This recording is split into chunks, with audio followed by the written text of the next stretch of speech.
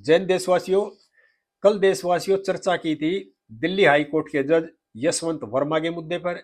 आज इसी मुद्दे पर चर्चा करते हैं। कल एबीपी न्यूज के पत्रकार संदीप चौधरी जी ने देश के मौजूद आदमियों को बुला रखा था, जिसमें पूर्व डीजीपी विक्रम सिंह साहब थे, दो सुप्रीम कोर्ट के बड़े वकील थे और दो रिटायर्ड हाई कोर्ट के जज थे। विक्रम सिंह साहब ने पहली बार ही बता दिया था कि आग लगेगी धुआं वही उठता है। उनका इशारा था कि ये जो खबर है ये सत्य है। लेकिन हमारे जो वकील साहब थे दो और दो हाईकोर्ट और रिटायर्ड जज साहब थे, वो इस मामले को लिपापोती कर रहे थे और देश को गुमराह करने के लिए इस तरह के बेतुके सवाल कर रहे थे। अगर नोट थे तो सीजर में कहा है, सीज किसी ने किए, किस थाने में जमा कहाँ हुए, और देश की जनता को गुमराह कर रहे थे। अब मैं उनसे पूछना चाह रहा हूं जो प्रोटेक्ट कर रहे थे, अब तो नोटों की वीडियो भी सुप्रीम कोर्ट ने पब्लिक कर दी। आप अब क्या कहना चाह रहे हैं? आपका जो कल का एक्ट था उससे भी न्यायपालिका की बेइज्जती ज्यादा हुई है और देश के मौजूदा आदमियों ने हमेशा इज्जत का ध्यान रखना चाहिए। अपने चालाकी, अपने दिमाग को देश को गुमराह करने में ना लगाना चाहिए, देश की भलाई करने में लगाना चाहिए। देश की जनता से मेरा यह कहना है, देश की न्यायपालिका में भ्रष्टाचार है, ये मैं नहीं कह रहा, ये रिटायर्ड कई ईमानदार जजों ने भी कही है। हाई कोर्ट से रिटायर्ड जज डिंगरा साहब ने भी कही है और रिटायर्ड जज मैडम कामनी ला ने भी कही है और कई रिटायर्ड जज हैं जो चैनलों पर कह रहे हैं न्यायपालिका में भ्रष्टाचार है। देश की जनता से मेरी प्रार्थना है, देश की न्यायपालिका से भ्रष्टाचार को खत्म करना है। और यह खत्म कब होगा? जब हाई कोर्ट और सुप्रीम कोर्ट के जजों की नियुक्ति परीक्षा के आधार पर होगी और इनकी नियुक्ति से कोलिजियम सिस्टम को खत्म किया जाएगा। ये जब से कोलिजियम सिस्टम शुरू हुआ था, जब इसे देश में इस चीज पर चर्चा इसको खत्म किया जाए, लेकिन ये भाई भतीजावाद से जजों की नियुक्ति होती है और इसलिए भ्रष्टाचार भी खत्म नहीं होता और ईर्ष्या भी खत्म नहीं होती, क्योंकि इससे ईर्ष्या ही बढ़ती है। वो उसके रिश्तेदार की बेटे की भाई की मदद करता, वो उसके ही कर देता है, यानी कि वही परिवार जो जज भाई बढ़ते रहते हैं एक दूसरे के आगे पीछे इस तरह से। और जो अच्छे लड़के होते हैं ना, अच्छे जो जज हैं, वो इसमें नियुक्ति उनकी नहीं होती क्योंकि उनकी कोई सिफारिश नहीं होती, इसलिए वो रह जाते हैं। और जो सिफारिशी लोग होते हैं उनमें काबिलियत नहीं होती, इसलिए वो वहां आकर बैठ जाते हैं। और ये एक मुख्य कारण है भ्रष्टाचार बढ़ने का।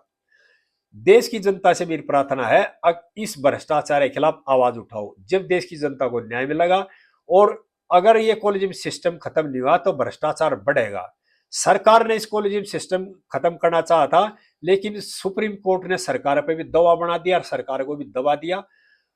और देश की जो जनता है ना, उससे मेरी प्रार्थना है और सारे मुद्दों को छोड़ करके इस मुद्दे पर आवाज उठाओ। देश से कॉलेजियम सिस्टम को खत्म करो और न्यायाधीशों की नियुक्ति परीक्षा के आधार पर होनी चाहिए। चपरासी से लेकर आईएएस अफसर तक भी सबकी नियुक्ति परीक्षा के आधार पर होती है। और लोअर कोर्ट के जो जज है, सेशन जज है, उनकी नियुक्ति भी परीक्षा के आधार पर होती है। दो बड़े कोर्ट है, हाई कोर्ट और सुप्रीम कोर्ट, इनकी नियुक्ति है ना ये कॉलेजियम के आधार पर होती है। यही भाई भतीजावाद है और यहीं से फिर भ्रष्टाचार शुरू होता है। जो ईमानदार लोग हैं वो आवाज उठाते हैं, उसमें जो रिटायर्ड जज है ईमानदार, उन्होंने भी आवाज उठाई, चैनलों में कह दी और कई याचिका भी लग ली। लेकिन जो भ्रष्ट लोग है ना, वो ईमानदार लोगों को दबा देते हैं। वो हर सिस्टम में है, वो हर डिपार्टमेंट में है, वो न्यायपालिका में भी, वो कार्यपालिका में भी है और वो संसद में भी बैठे हैं और वो मीडिया में भी है। तो मेरी देश के ईमानदार से लोगों से प्रार्थना है कि सब एकजुट हो करके और देश की न्यायपालिका में जो भ्रष्ट लोग बैठे हैं उनको बाहर निकालने के लिए आवाज उठाओ और इस कॉलेजियम सिस्टम को खत्म कराने के लिए आवाज उठाओ।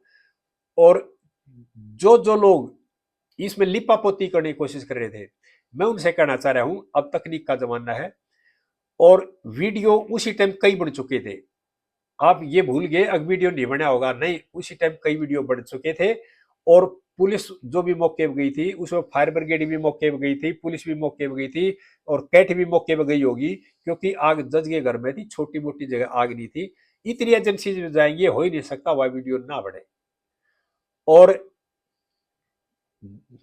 जो पुलिस के ऊपर सवाल उठा रहे थे ना, अभी पुलिस क्यों नहीं बोल रही, वो फायर ब्रिगेड बोल रही है, पुलिस स्टेटमेंट क्यों नहीं दी? पुलिस ने स्टेटमेंट इसलिए नहीं दी, आपको बता रहा हूं, मैं देश की जनता ही बता रहा हूं। पुलिस बहुत समझदार और डिसिप्लिन फोर्स है उसमें जो बोलने का अधिकार या एक्शन लेने का अधिकार दर्जे बाई दर्जे होता है। जो मौके पे गए होंगे जो जो अधिकारी, उन्होंने अपने सीनियर को बताया, सीनियर ने फिर अपने सीनियर को, और बात कमिश्नर तक गई। कमिश्नर साहब ने आगे गृह मंत्रालय को इस बारे में बताया, और जब जाकर गृह मंत्रालय ने यह सूचना सुप्रीम कोर्ट को दी। ये इसलिए भी वीडियो पहले लीक नहीं किया क्योंकि ये मामला जुड़ा था हाई कोर्ट के जज से। अगर ये मामला होता किसी छोटे कर्मचारी का तो ये पब्लिक हो जाता।